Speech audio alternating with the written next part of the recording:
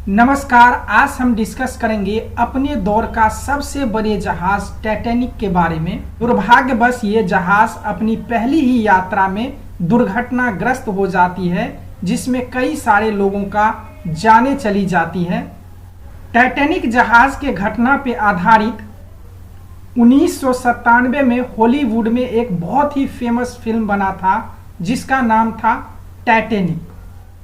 इस फिल्म का director James Cameron था और एक्टर इसका लियोनार्डो डिकैप्रियो था और इसका एक्ट्रेस केट विंसलेट थी।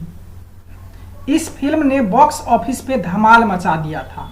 देखिए, इस फिल्म को बनाने में 20 करोड़ यूएस डॉलर का खर्चा आया था, लेकिन बॉक्स ऑफिस पे ये फिल्म 220 करोड़ यूएस डॉलर का कमाई किया था, यानी बहुत ही ज़्यादा कमाई किया था। उस टाइम में सबसे अधिक कमाई करने का इन्होंने रिकॉर्ड बनाया था और ये फिल्म कई सारे ऑस्कर अवार्ड भी जीत चुका है। तो अब हम चलते हैं असली टाइटैनिक की कहानी के बारे में। कहानी शुरू होती है 1909 से। उस समय जहाज के क्षेत्र में बहुत ही ज़्यादा कंपटीशन था, क्योंकि उस समय में एरोप्लेन इतना डेवलप नहीं हुआ था। एक देश से दूसरे देश तक जाने का जो एक साधन था वो शिप ही था। तो इस वजह से कई सारे कंपनी में कंपटीशन था शिप को बनाने के लेके। बढ़िया से बढ़िया शिप कंपनियां बना रही थी, इसी में कंपटीशन चल रहा था। उसी दौरान ब्रिटिश जहाज निर्माता एक कंपनी थी जिसका नाम था वाटर स्टार लाइन। इसका जो मालिक था जोसेफ ब्रूस एस्माई।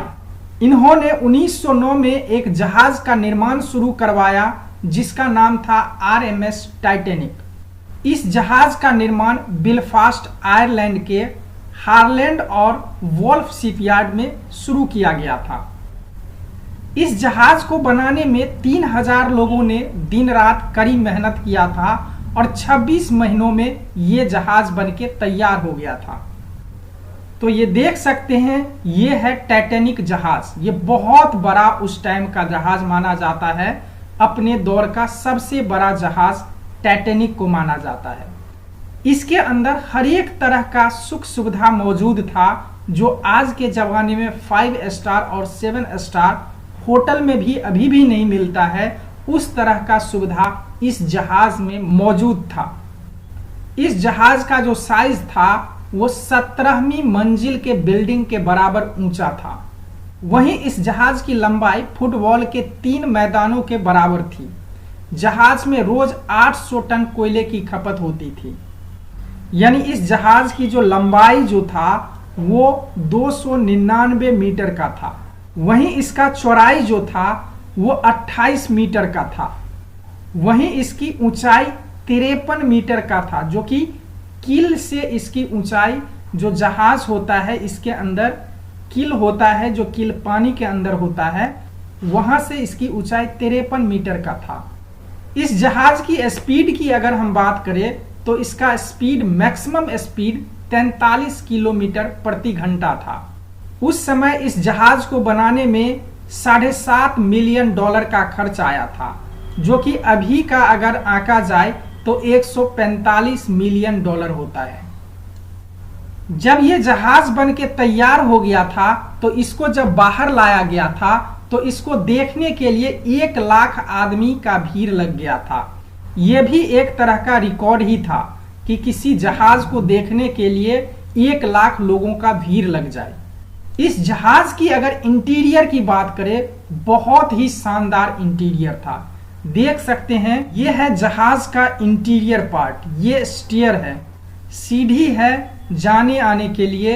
ये आप देख सकते हैं कितना मस्त डिजाइन इस जहाज का है, जैसे कि लग रहा है कोई शाही महल है। यहाँ पे देख सकते हैं इस जहाज के अंदर उस टाइम में इतना बढ़िया जिम बना हुआ था। ये जहाज का डेक देख सकते हैं अंदर से। First class cabin, luxury first class cabin, जबरदस्त लुक लग रहा है इस जहाज के अंदर का। ये डाइनिंग रूम अलग अलग कैटेगरी के लिए, reception room, lodge area, swimming pool, library, ये देख सकते हैं सेकंड क्लास स्मोकिंग रूम, यहाँ पे खाना खाते हुए इस जहाज में लोग। अब जब ये जहाज बन के तैयार हो गया था पूरी तरह, तो इसको अब चलाना था। इसके लिए इसका टिकट डिसाइड किया गया। अब जब ये जहाज बन के तैयार हो गया था, अपने रूट पे चलने के लिए तैयार था, तो इसके लिए अब टिकट इशू किया गया पब्लिक के लिए। इसको 4 कैटेगरी में कैटेगराइज किया गया। पहला फर्स्ट क्लास पार्लर सूट, जिसका रेट उस टाइम में था 4350 यूएस डॉलर। अभी के टाइम में अगर देखिए तो $1,00,000 होता है पार्लर सूट का। उसमें कई सारे कमरे भी मिलते हैं, एक लग्जरी आपको कई सारे रूम के साथ उसमें मिलेगा सुविधा। दूसरा birth in first class cabin, इसका जो रेट था 150 यूएस डॉलर। अभी का अगर वैल्यू देखा जाए तो 3500 यूएस डॉलर होता है। उसके बाद आता था birth in second class cabin, जिसका रेट था 60 यूएस डॉलर। अभी का अगर रेट इसका देखा जाए तो $1375 होता है।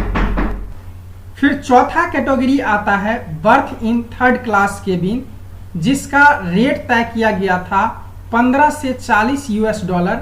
अभी का अगर प्राइस देखा जाए तो 350 से 900 यूएस डॉलर पड़ता है। अब जब ये शिप पूरी तरह से तैयार हो गया था, तो उसको पहला रूट दिया गया था, वो था ब्रिटेन के साउथहैम्पटन से अमेरिका के न्यूयॉर्क शहर तक का। यानी ब्रिटेन से इसको अमेरिका जाने का रूट तय किया गया। इस जहाज का जो कप्तान था वो बहुत ही अनुभव कप्तान था, जिसका नाम था एडवर्ड जॉन स्मिथ। उस समय इसका उम्र 62 साल का था, बहुत ही बुजुर्ग कप्तान था। अब ये जहाज 10 अप्रैल 1912 को साउथहैम्पटन से न्यूयॉर्क के लिए रवाना होती है, जो कि इन दोनों के बीच का जो डिस्टेंस था वो करीब 5700 किलोमीटर का था। अब ये टाइटैनिक अपने यात्रा पर निकल जाती है, जिसमें कि इसका कप्तान एडवर्ड स्मिथ था और कई सारे क्रू मेंबर थे। इस जहाज में 908 क्रू मेंबर समेत 2223 पैसेंजर सवार हो चुका था।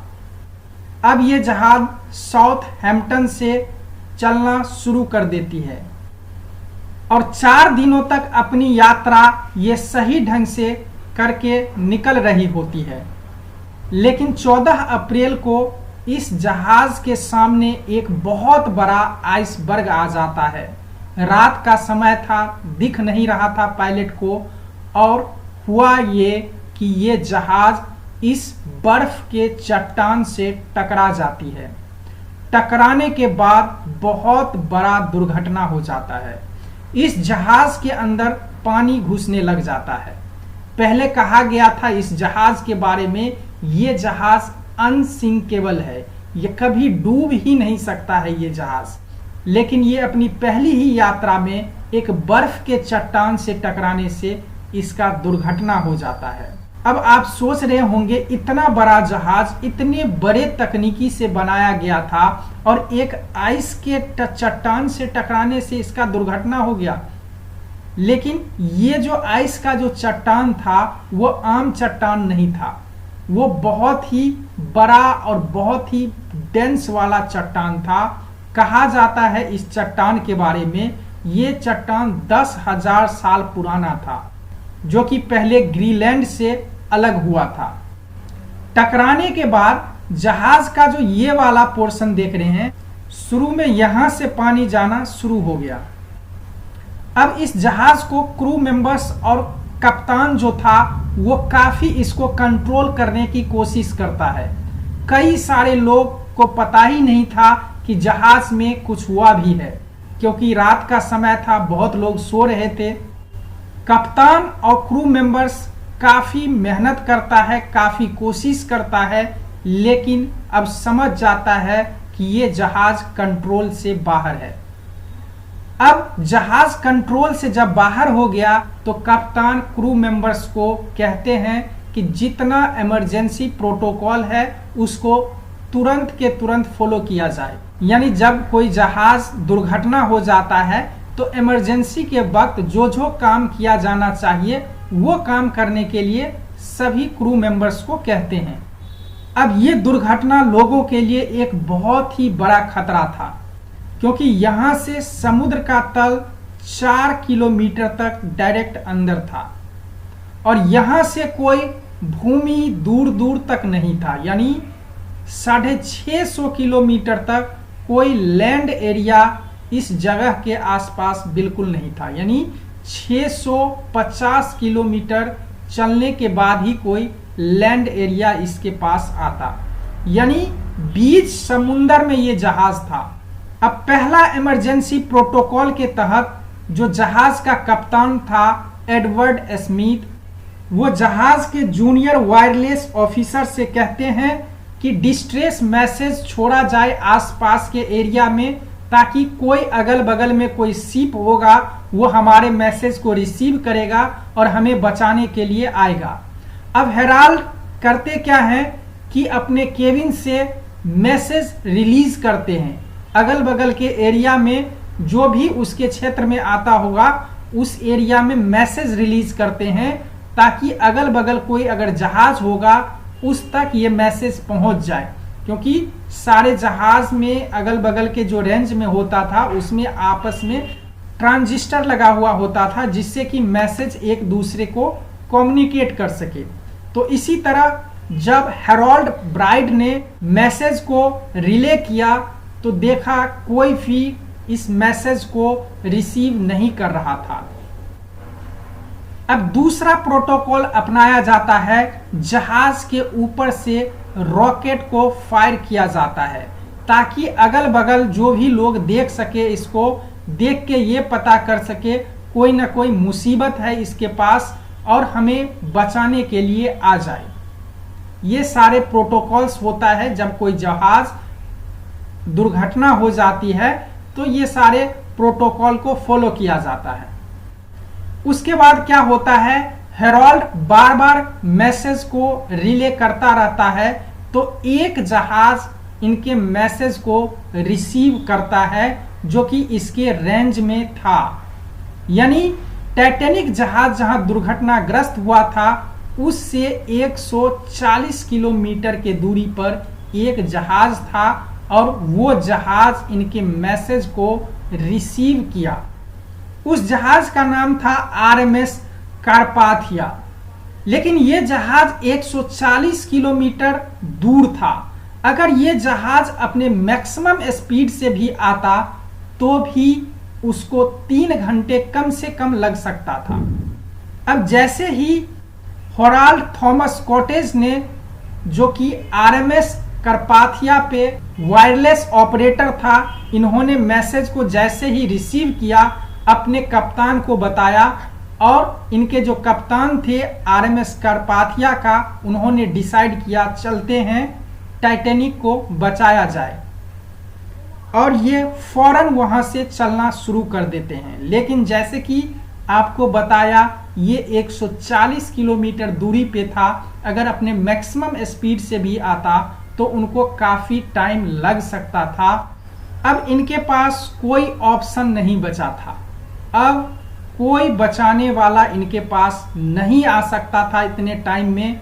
अब हुआ क्या, ये जहाज धीरे धीरे से डूबने लगा और बीच से ये जहाज टूट गया।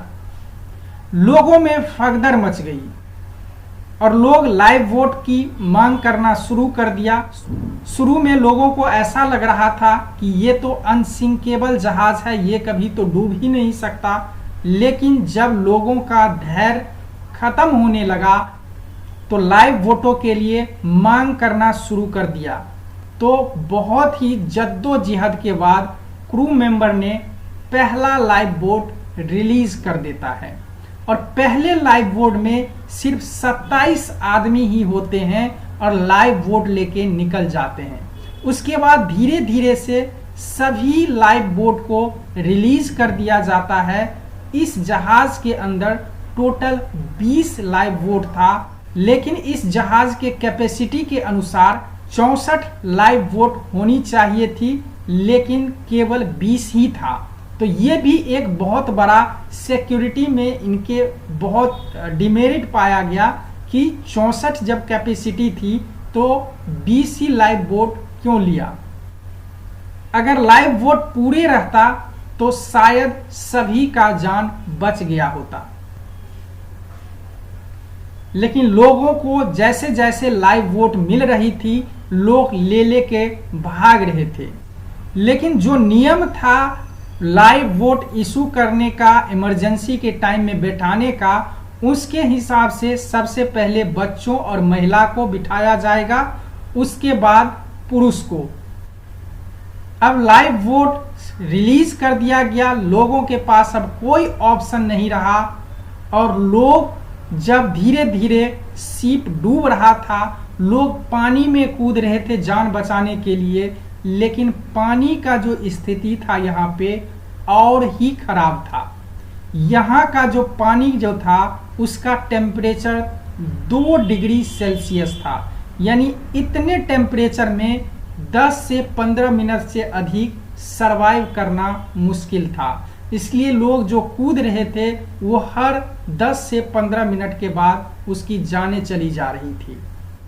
देख सकते हैं आप किस तरह से वहां पे एक भगदड़ सा मच गया था, एक बहुत ही भयानक मंजर सा लग रहा था। लोग चिल्ला रहे थे, करा रहे थे, लेकिन कोई जान बचाने वाला वहां नहीं पहुंचा था।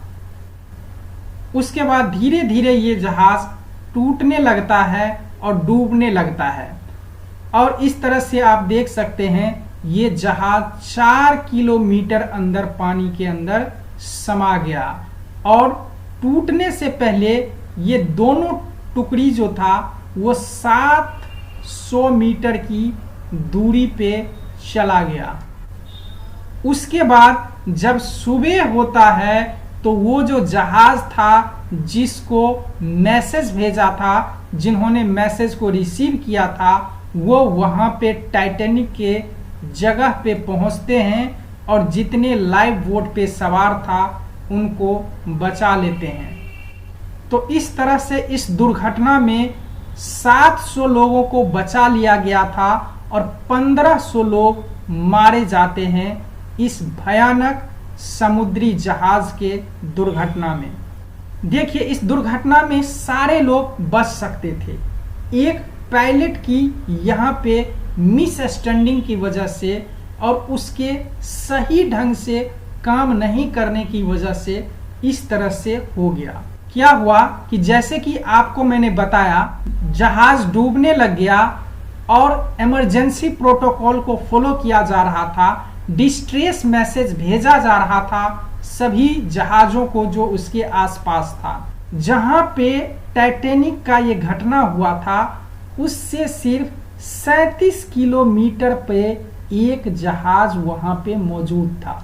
जी हाँ, इस घटना के जो ये साइट जो था जहां पे ये घटना हुआ था, इसके 37 किलोमीटर पे एक जहाज थी जिसका नाम था SS कैलिफोर्निया।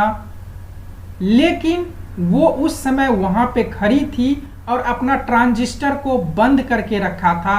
इस वजह से जो डिस्ट्रेस मैसेज टाइटैनिक जहाज से भेजा गया था उसको ये रिसीव नहीं कर पाया।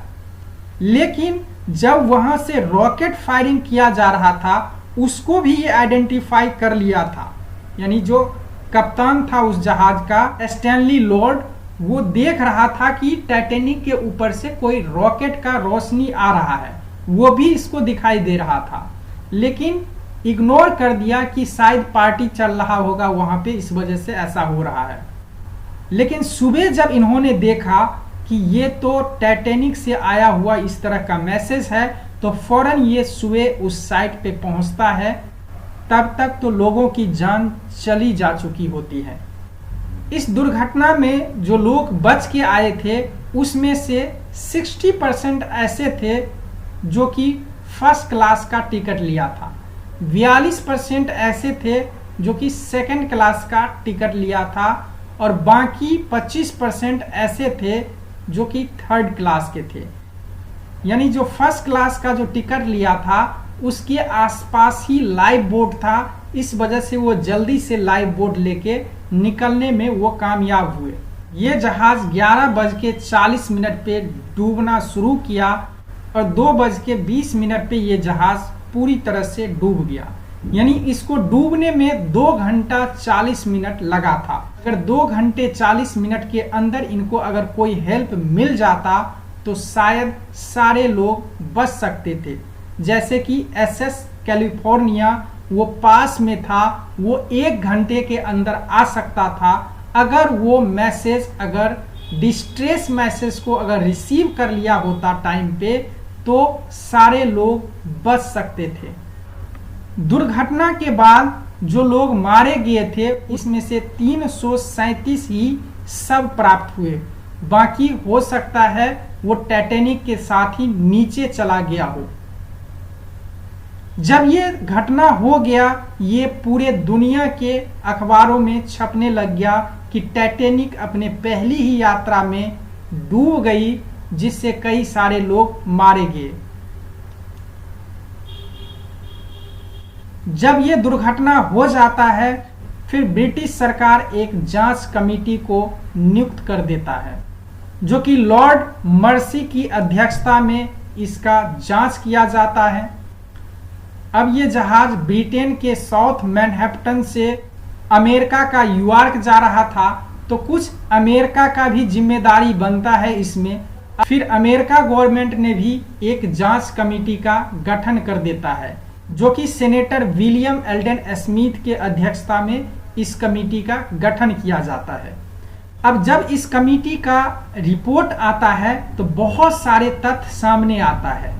पहला, दुर्घटना से पहले की बातें, जो कि जहाज के क्रू मेंबर्स के तरफ से सतर्कता नहीं बरता गया था। पहला, कप्तान जो था वो स्पीड को कंट्रोल नहीं कर रहा था। कप्तान को अगल बगल के जहाजों से 6 बार डिस्ट्रेस मैसेज भेजा गया था कि अगल बगल में बर्फ है, थोड़ा सावधानी से चले। लेकिन इस सब चीज को कप्तान जो था वो इग्नोर कर दिया था और जहाज को अपने मैक्सिमम स्पीड में ही रखा। कहा यह भी जाता है कि पायलट को ऐसा प्रेशराइज किया गया था कि स्पीड को कम नहीं करना है, क्योंकि जो मालिक था जहाज को उसको ये भी दिखाना था ये जहाज तो इतनी बड़ी तो है ही, लेकिन साथ में इसका स्पीड भी बहुत अधिक है। तो अपने पहली ही यात्रा में ये शो करना चाह रहा था, इस वजह से जहाज का स्पीड को कभी कम नहीं किया गया। जो इंफॉर्मेशन दिया गया था उसको भी इग्नोर कर दिया गया। दूसरा, लाइव बोट पर्याप्त मात्रा में नहीं था, केवल 20 ही लाइव बोट था, जबकि 64 उसका कैपेसिटी था, 64 होनी चाहिए थी। ये भी एक खामियां था। उसके बाद जब दुर्घटना हो गया, एक जो पायलट था SS कैलिफोर्निया, उस पे भी ऑब्जेक्शन लगाया गया। वो ट्रांसमिशन को इनएक्टिव मोड पे क्यों रखा था, जिससे कि डिस्ट्रेस मैसेज भेजा गया था वो उन्हें रिसीव नहीं हो पाया। अब जब ये जहाज डूब गया, अब ये कहाँ डूबा, इसके लिए उस टाइम ऐसा कोई टेक्नोलॉजी नहीं था जहाज को ढूंढने के लिए। बाद में जब टेक्नोलॉजी आया, डेवलप हुआ टेक्नोलॉजी, फिर बाद में इस जहाज को ढूंढा गया 1 सितंबर 1985 को। यानी 73 ईयर लग गया इस जहाज को ढूंढने में।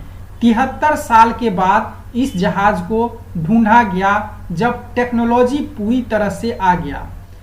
इसको ढूंढने में जो मदद किया वो फ्रांस के समुद्री अनुसंधान संस्थान के एक व्यक्ति थे जिनका नाम था जीन लुइस मिशेल, और USA के रॉबर्ट बेलार्ड। इन दोनों ने मिलके इस जहाज को खोजा पानी में।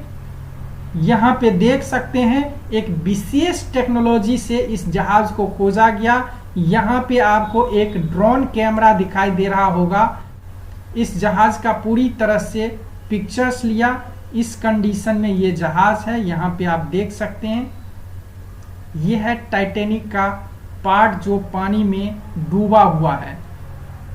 कनाडा के पास ये हिस्सा पड़ा हुआ है समुद्र के तल में, जो कि समुद्र तल के 4 किलोमीटर अंदर है। और जो दोनों टुकड़ा था वो बिल्कुल आपस में सेपरेट है। अब ये जो टाइटैनिक जहाज का जो घटना हुआ था उसमें एक 2 महीने की बच्ची थी जिसका नाम था मिलिवना डी। वो अब बहुत बड़ी हो चुकी थी और 31 मई 2009 को उनका मृत्यु हो गया 97 साल की उम्र में। ये आखिरी यात्री थी टाइटैनिक जहाज की जो अभी तक बची हुई थी। उस समय ये 2 महीने की थी। तो अभी के लिए बस इतना ही। अगर ये वीडियो आप लोगों को अच्छा लगा हो तो प्लीज़ चैनल को ज़रूर सब्सक्राइब करें, वीडियो को लाइक करें, शेयर करें। अगर कुछ पूछना हो तो प्लीज़ कमेंट करें। Thank you.